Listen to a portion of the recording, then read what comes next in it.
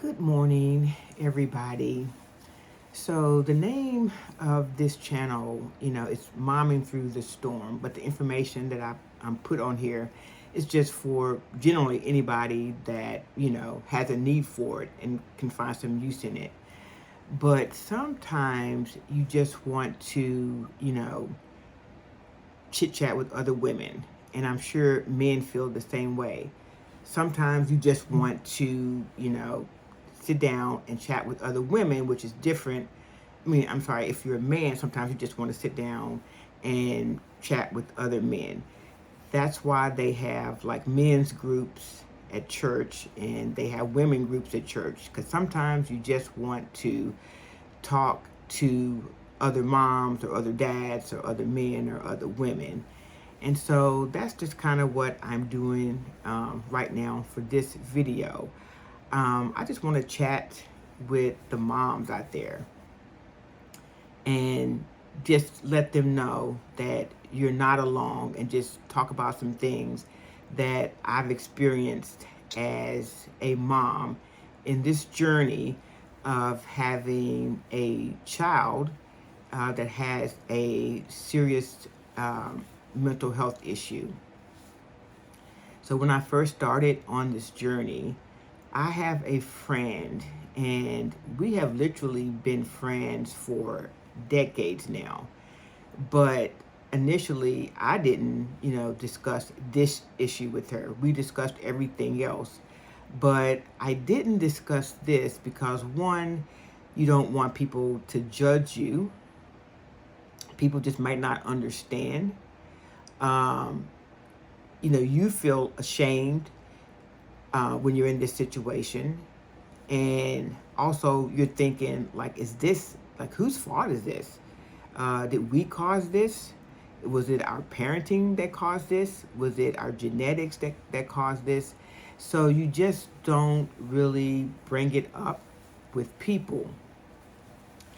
But after a certain point, and it may have been, I'm not sure if it was before or after I started engaging with the National Alliance of Mental Illness. When I first looked it up, I seen that, because I was just researching different resources, and NAMI came up, but initially the one in my area didn't come up, and maybe because I was at work. And so I live in one state, but I actually work in a nearby state. And so NAMI came up for the state where I was working. And I was thinking, this sounds really beneficial, but it's too far, But then another time I was, again, doing some research, looking for resources, and it came up in my area. And so the first time that I went to a NAMI meeting, at this meeting, it was at a school. And it was only like maybe 4 people, including me, that was attending. But it was just so wonderful to talk to people who were also going through the same thing. And there was actually, at this particular meeting, there was actually like a man there as well. And just talking to these people, they had been through this, they had been going through it for years. And at that time, my son was actually, one of the occasions, one of the many times that he was in jail. One of the people at the meeting, he'd been going through this. And so he knew people at the jail. And so he was like, he gave me his information. And so it was up to me, send me your child's name. I have a contact in the jail. And at the very least, I can give them, he knew the nurse that worked there. And he said, I can give her your son's information, your son's mental health issue, and then she can work on the inside to try to help him there, whether that was get him medication or get him moved someplace that he wouldn't be in danger, and other things. But I just left that meeting feeling like I'm not alone. I just was able to talk to somebody that was in the same situation. And so at some point, I began especially dealing with NAMI, going to the classes and these support groups, I began to feel free to talk to other people about it. I began to, let go of the stigma. And one of the things that I realized is not only are you not alone, but so many people, once you show vulnerability, then they'll show vulnerability as well, because you just never know what people are going through. And so when I talk to other people and they see, or they hear me saying something about what I'm going through, then they will say, well, you know what, this is what I'm going through, with my child, or this is what is going on with my niece. I used to participate in a carpool, and there was like 3 of us, and when the driver dropped one of the people off, she was taking me to my location, and we got to talk. I don't know how NAMI even came up, but she had never heard of NAMI, and then she, expressed interest in it, and then she said, yeah, 'cause I think, and this woman was a nurse, and she said, I don't know for a fact, she hasn't been diagnosed, but I think my daughter has bipolar disorder. And a close friend of mine also said, I think, well, she said, my niece has been diagnosed with this illness. Excuse me. Did you guys know that Tay Diggs' sister has been diagnosed with schizophrenia? And it was really wonderful to see them in a video together talking about how she's now taking medication as well as getting therapy, which I think combining medication with therapy is wonderful. But they also were listed on this page an organization that they were promoting, and I'm going to leave that in the comments, but and look into what kind of resources they provide. But this young lady, she's 5 years younger than Tay Diggs. She is now living her best life, and what's so great about her is that she doesn't have anacognosia, so she does realize that she has, schizophrenia, and she's getting this treatment and she's living her best life. So I thought that video was very hopeful. Have you all ever watched I saw a documentary with Cooper Anderson, and he was talking about, the Vanderbilt family, and he also talked about his brother. I think he and his brother have different fathers, but it was a really good documentary, and one of the things he mentioned is that back in the day, that they didn't have the diagnosis of bipolar. I don't know what they were calling it then, but I know sometimes in Black families, if somebody has an illness, they just call them crazy, But Cooper Anderson's brother ended up jumping out a window, because with bipolar, sometimes you're depressed, and then sometimes you're the opposite of depressed. And it seemed like he was fine 1 minute, and then the next minute he was going out this window, and he ended up unaliving himself. But it's just so many people out there that if they don't have a mental illness, and that could include like depression,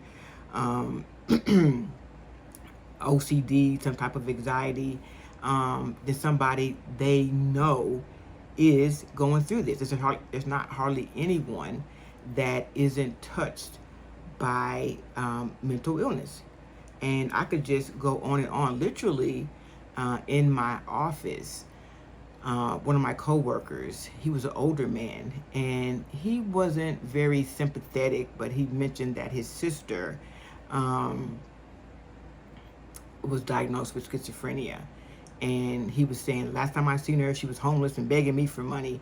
Wasn't very sympathetic. And another coworker had mentioned that this coworker's sister also had been, I think it was schizophrenia too, and he wasn't very sympathetic to her either. But I'm just saying that I worked in a small office, and two people, and really three, that I knew of, had a family member. They had a loved one. Well, I'll go back to family member because they weren't talking very lovingly about their family member, but they were diagnosed with schizophrenia, and that was three people in the same office, and it was a small office. Outside of my office, there used to be this young man that would be outside, talking to himself. And it seemed like I got the impression that his family may have just dropped him off at that spot during the day and then maybe picked him up, because he was always dressed. If it was cold, he had on a nice coat and boots. And if me and this person made eye contact, I would always say hello to him and he would speak back too. Before I started this journey, I probably would have been one that probably wouldn't have even paid attention to somebody that was homeless. But now I empathize with people like that, because that could be my loved one that's out there, in the street. And so this young man was always very pleasant to me, but apparently one of my coworkers, I don't know what was going on, but she would complain that he would say mean things to her. And we were having a team meeting. The person who was running our unit, excuse me, let me get a sip of water. The person who was running our unit at that time, I didn't like this guy. I definitely picked up bad vibes from him. I could go on and on, but I don't want to make him the topic of this video. But bottom line, I didn't like the guy. And he said something in a meeting.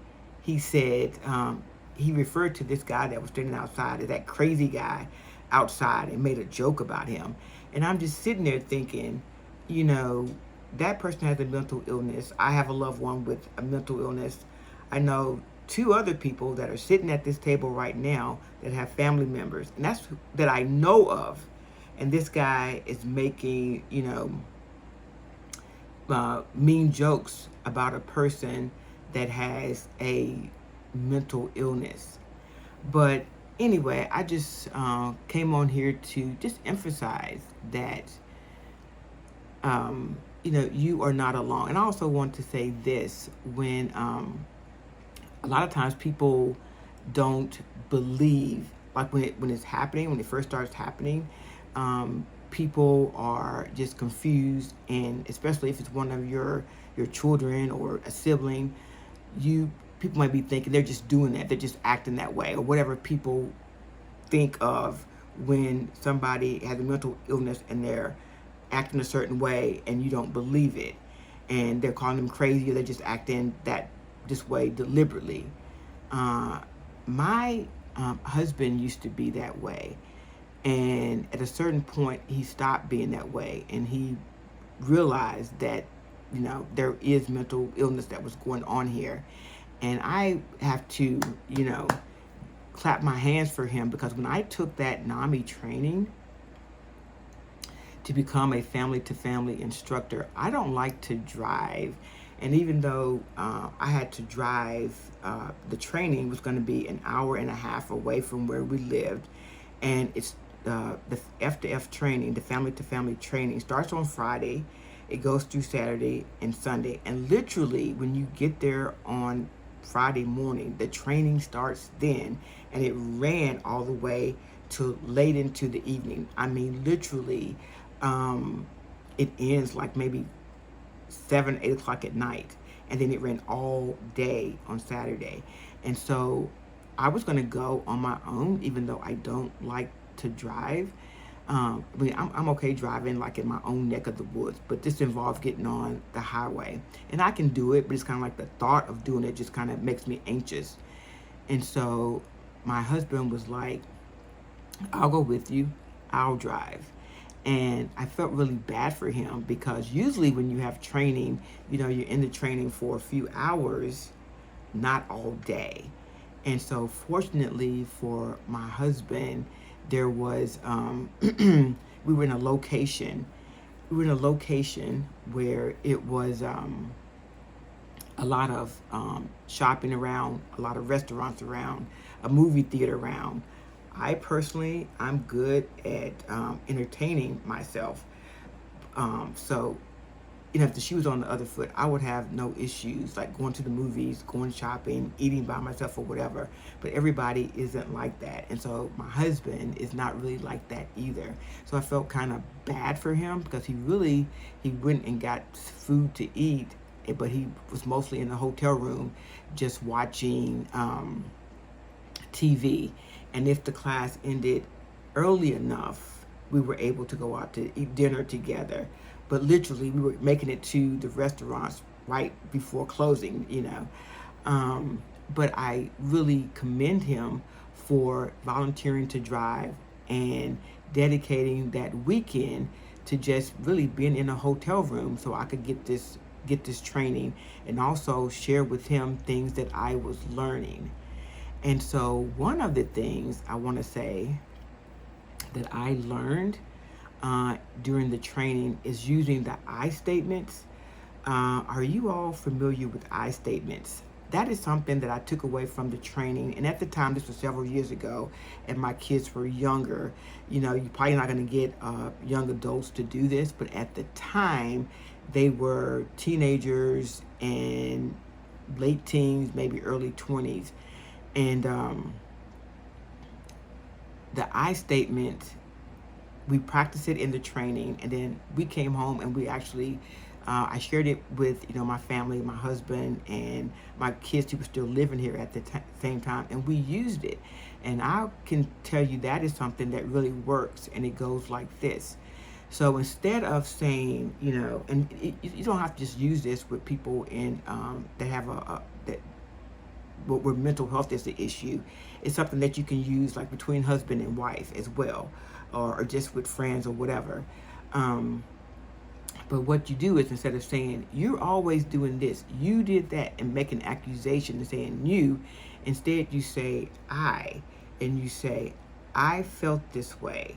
So for example, my daughter, who was a teenager at the time, said to her brother,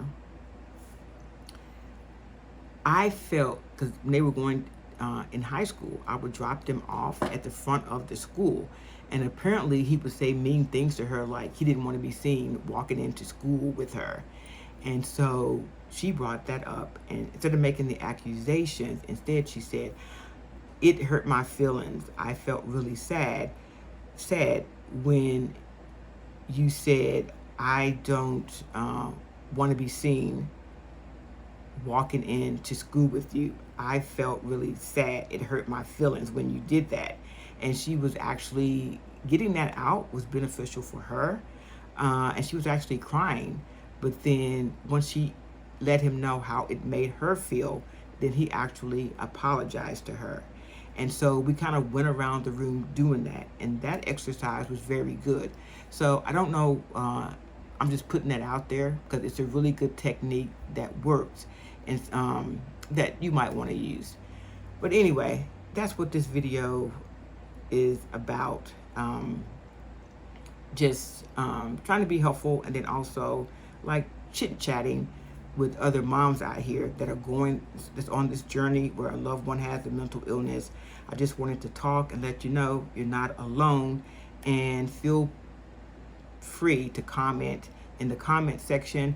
Also, I would appreciate it if you would like and subscribe to this channel so we can really get this thing rolling. So anyway, I hope you guys have a great day, and until the next video, take care.